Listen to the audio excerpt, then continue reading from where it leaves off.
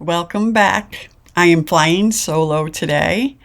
It's a busy time of year, and my husband, especially, has been busy. Not that he wouldn't make time to hang out with you guys, but I want to spend some time with you on my own on a more regular basis. I have other things that I want to talk about besides just the topics that we talk about. And I've thought many times over the last couple of years about how to transition this podcast so that it's not always all about metastatic breast cancer. And I've come to realize that living with MBC is not, it's part of life, right? It's part of our lives. And you can also do other things. So I thought today I would talk a little bit about what my journey has looked like in terms of living with metastatic breast cancer and doing other things. And then we'll also talk a little bit more about where I would like to go, at least on some of the episodes of I'm Still Here. As you probably know, I was diagnosed in December of 1998. So we're coming up on 27 years of living with metastatic breast cancer.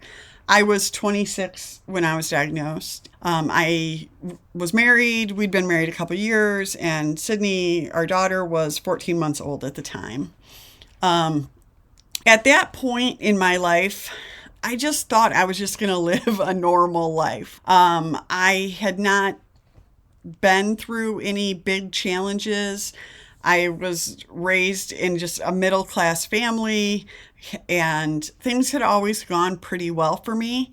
I also didn't have really big hopes and dreams and aspirations. And if I'm being honest with myself, I would say that I didn't generally put myself out there too often. Like, I didn't want to fail. And I think there's also a component of I really just felt like I was okay at things, but I wasn't great at anything. So I just never tested myself a whole lot. I played it safe, let's say that. I think we're all a product of how we're raised, but also just the thoughts in our head. And the story I was telling myself was that I wasn't super smart, that I was okay. And I didn't like to challenge myself and fail. I have an older brother who I just have always put on a pedestal in terms of he's very intelligent. And following in his footsteps was not the easiest for me. And my way of getting through that was really just to do the opposite of what he did. So I did okay in school. He did great. And I would just take the road that was a little bit easier. But what I've realized over time is that really, if I probably would have challenged myself, I could have put myself in a different position. I'm not saying I regret my career choice, and it's not all just about career, but I definitely chose a career that doesn't have a lot of opportunities for advancement. So I've made it work. And there's also pluses to that, right? But anyway, at that point, when I was diagnosed, I just thought I was going to live life. I was married and we had our daughter, and I know we were planning on having more kids. And both Larry and I just went through life as we'll figure it out. We weren't really the most plan ahead kind of people. In some ways, I'm really grateful for that, because if we'd been truly planning ahead and making sure that we were financially ready to have children, we wouldn't have Sydney. There's no way. I know that the cancer was there before she was, right? So when you're stage 4 and innumerable bone mets like I was, it had been there for a while. And the pregnancy fueled it, and we found it 14 months later. So my life changed so dramatically, as I'm sure yours did too. Like, it's true that your life can change with one phone call. And that's what mine did. It took a week to find out that it wasn't just cancer, but that it was stage 4. And throughout that time, I was already just trying to figure out what to do or how to handle this. When I look back at that first year, honestly, of living with MBC, like it was terrifying. I put some things in place pretty early and I worked really hard to control the things I could control and gain as much positive impact from them, but it still was really hard. It almost feels like a dream sometimes in terms of you feel like you're looking at a life that you can't believe is your own. It wasn't something that I ever had any possibility of it being a part of my life. I didn't even know anybody who had cancer. It's not something I had seen up close in any way, shape, or form. It was terrifying. And I think the impact that had on me still keeps me wanting every time I'm creating something to really help people when they're first diagnosed. Because just that remembering that feeling of how can this be my life? And how do people not realize that my whole life was shattered? Or how can the world keep going on? And I know that happens to other people too, right? When people pass away or when, crazy things happen, you do look around and go, how is the world still going on when mine has just been stopped? If you're in the early days, it does get better. It does get better. But I just have such a heart for that time, especially. But we had a lot to do during that time too. I will say that's where treatment and things have changed. I was really busy with like doing all the treatment. I immediately went on disability. We filled out that paperwork right away. We were fortunate enough that I did have short-term and long-term disability. I was able to bridge the gap into the waiting period for Social Security. It immediately changed. Again, like our finances were already not great with me being an occupational therapist and my husband being a teacher. We were making it, but we weren't climbing by any means. We took a hit right at the beginning. But of course, with something like this, life is more important. Living is more important than the financial part of it. And that's, we were, I guess in that way, we were fortunate to be able to make that choice. I understand that doesn't happen for everybody. I truly wish, though, that people, I do feel like sometimes they're like, oh, but at least you're still here. And so, yep, I'm still here, but I'm broke, And that's so true for so many people who live with a chronic or terminal type of disease that they are also just financially devastated. And I wish that weren't the case. Whew, okay, that was a bit of a side note. But so for 26 years, I look at, okay, what did that look like for all of that time? The first couple of years were very focused on my health, on the treatments that I was doing, on the ways that I was supporting myself physically, mentally, all of those kind of things. It really was like a production of self-care every day and setbacks along the way in terms of, oh my gosh, what if the cancer's back? So many ups and downs, trials and tribulations of that kind of sort in the first couple of years. I spent the whole 1999, I was literally diagnosed at the end of 1998. So 1999, I literally did treatment from January until I believe October is about when I was done doing treatment. So almost always had something on the calendar for that time.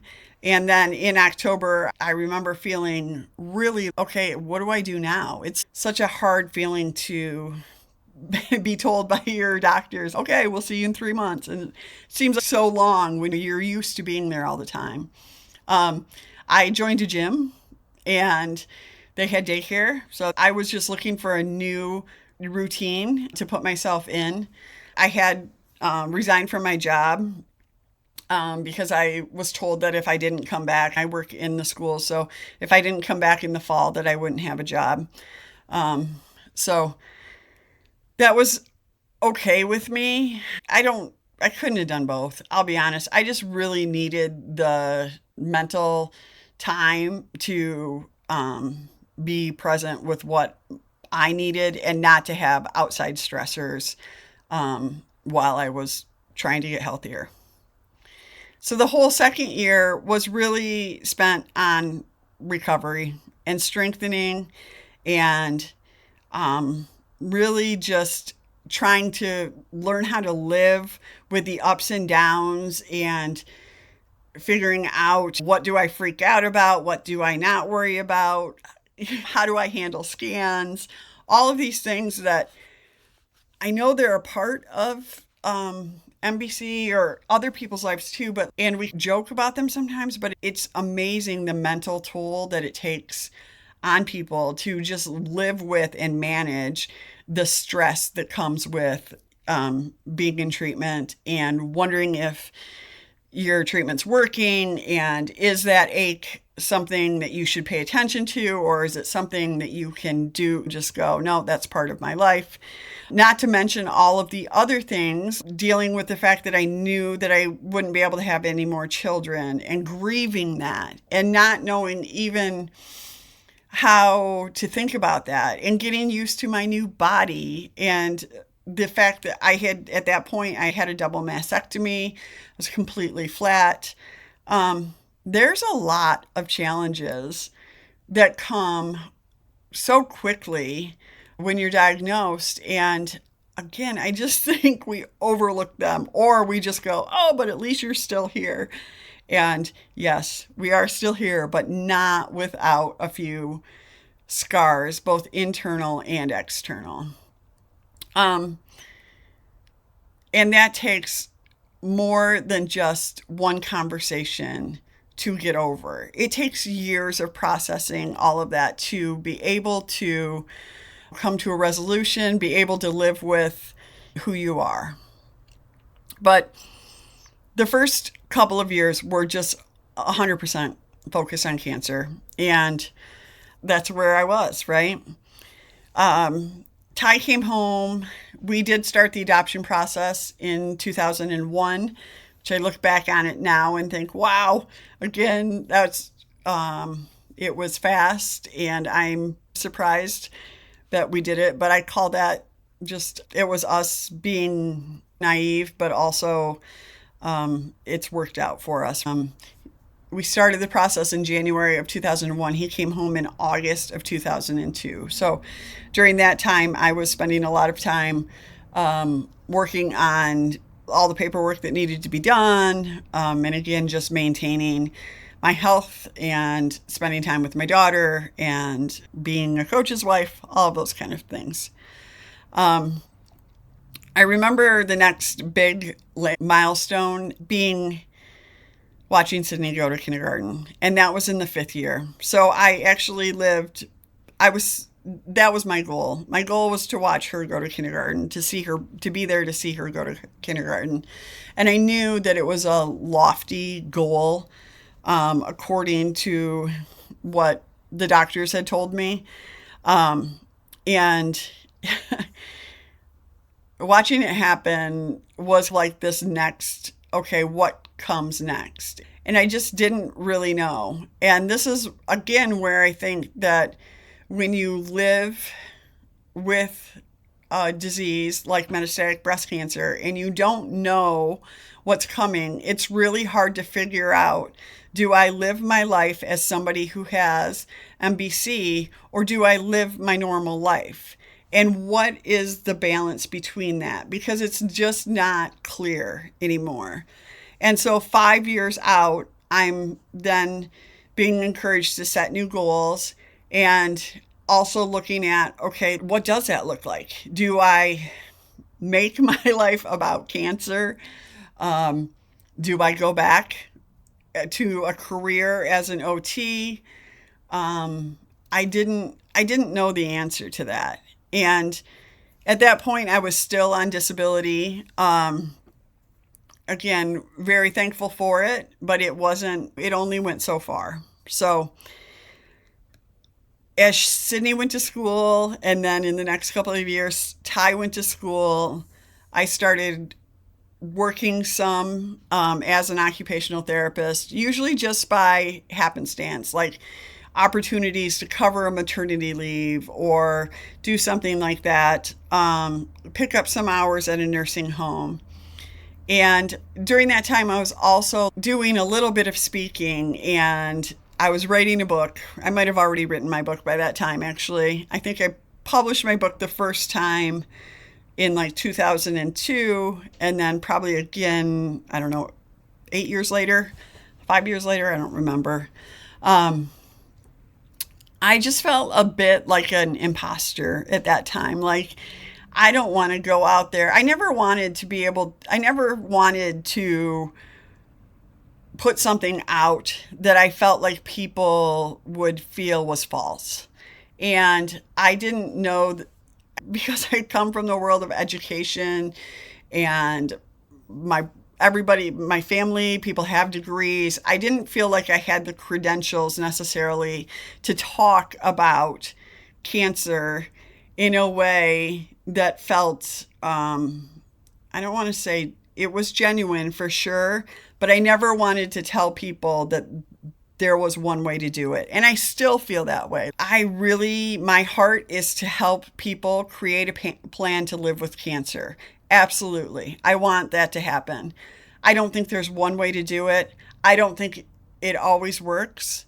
I don't think it's one of those things that you can just say, do this and this. And I think because I encountered so many people along the way who would tell me things like that, I didn't ever want to be looped into those people, right?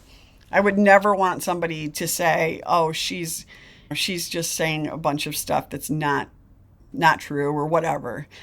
Um, and so I just wrestled with that.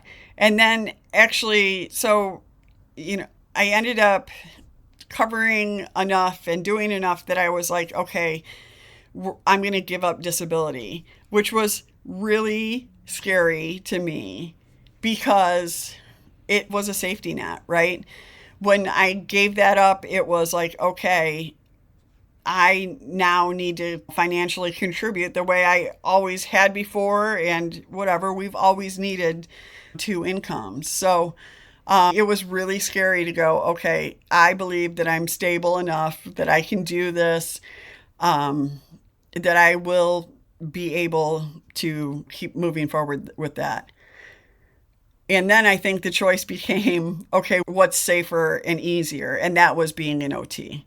It's safer and easier to work for somebody else and know what the hours are going to be, and to know just what kind of money is coming in, all of those things, as opposed to being a speaker and a writer. And boy, at that point, I did have a blog really early on, but being a content creator, when those were all unknowns as to what that could look like financially. And again, my family was not a family. I hadn't ever seen people really even, my dad owned a garage door business, but that he did on the side. I've always seen things as side hustles or extra income, not as, no, as you can run a business and it can be financially, it can support people, it can support you. I've always thought of income as having to be, you have to work for somebody. So I did. I went back to work. I gave up the disability. I was scared to death about it. I will say I started Faslodex in 2004, and disability, I don't know, I probably went off in 2006, 7, 8, somewhere in there. So I had been stable for a few years, and I was feeling okay about that, kind of as good as you can be, right, about that. Um, but it's scary. I think one of the things that I think about a lot now, especially the way things are changing in the United States in terms of healthcare, um, access to supports, all of that kind of stuff. I feel like sometimes the message is that finances always come first. And it's really sad to me because I think sometimes we could do so much more by taking care of our neighbors and allowing people who are not well to get healthy and then return to work. It just doesn't work like that. But again, another side note, this is what you get when you just get me. So that's 10 years out. I'm wrestling with, am I working full time? What am I doing? Can I maintain my health and work a lot? How do I do this? I have 2 kids. How do we make all this happen? And that's just like everybody else, right? That's life. By my 15th year, I was fully back into being an OT in the schools. I didn't ever return full time. And the reason for that was I would have 1 day off a month, but I needed some flexibility to be able to go to appointments or do the things I needed to do without having to beg for time off. It just worked out better for me, but again, financially, still not even at a full-time level in terms of my salary. And 2013, which would be my 15th year out, that's when the osteonecrosis of the jaw started. And we started exploring that a little bit. It did change. It wasn't like I was going to appointments all the time, but it did change my treatment. I had added Herceptin in 2008, and we stopped Herceptin and the Zometa around that time, both of them because of side effects. Herceptin we had added because we thought that there might be progression, and it ended up not being. We biopsied it. Both of those things, again, there's always this constant management of your health along with everything else that's going on. And it can be a challenge. I was able to schedule things for O&J. Sometimes, we would schedule things around vacations or whatever, things like that, so I wouldn't have to take too much time off. I would sometimes use those days off that I had that were non-contracted to be able to do something as well. 20 years out, that's 2018. I was not happy at my job, and I was really feeling like I didn't know what my purpose was. I didn't feel like I was fulfilling my purpose in terms of, I didn't feel like having lived for 20 years, that I was putting out my best work by being an occupational therapist in the schools. And the thing that led me to actually resign was the thought of, if I were to have progression and I was still at that job, that I would really be upset with myself. That would definitely be a regret for me. So even though I had been there and it was a stable job and it was one that wasn't going away and there were benefits to it, I knew that for myself, I needed to go. Unfortunately, Larry was super supportive of that as well. But what I've realized again with that, I know on paper what it looked like, but also I know that living with metastatic breast cancer, I don't want to live with regrets. And I really wanted to push myself outside of a comfort zone and bet on myself. I hadn't bet on myself since the cancer. And that obviously has turned out pretty well. So I thought it really was time. In 2022, that's when I resigned from my job. And I couldn't, of course, had to keep going. I still needed to be working as an OT, but we continue to refine that and all of those kind of things. And it looks different every year, and that's okay. This is life with metastatic breast cancer, and it doesn't have to fit the norm of other people. It has to fit what works for you. And having the longevity has just been, I'm grateful for the longevity of it, but it does continue to be something that has to be managed, right? And it will always be that. And that's okay. Now, the management, fortunately, with the stability being there for so long, it's been management of other types of things, side effects. I've been thinking a lot about menopause. If you follow me on Instagram, I've been talking about that a little bit. Asking my body to be in menopause for twice the normal amount of time. I just wonder how we're going to do that, right? Like, what does that look like? But overall, I just know that everybody's journey is their own. And I have felt the best about myself when I have listened to that still small voice in my head about what's right for me versus what I think the world thinks is right for me. So that's what I'm encouraging you to do. And I would love to hear your feedback on that. And I'd love to talk to you more about that kind of stuff. If I just take a second here, my hope as we go forward with this podcast is that we're going to transition a little bit more to having some other people on occasionally. I think I've said that in the past, and honestly, I'm just terrible at scheduling people. They always say yes when I ask. So I need to do more of that. Both people who live with metastatic breast cancer, but also people who help those of us who live with it. So we'll see what that looks like. And I just would continue to encourage you to go, this is your life. You get to live it the way you want. And of course, you have to meet those parameters of health and safety and all that kind of stuff first, like that bottom tier that we've talked about, that pyramid kind of thing. But beyond that, you have to be true to yourself, and you have to live a life that feels meaningful for you. All right, enough of that. And I hope you have a great week, and I will be back soon. See you.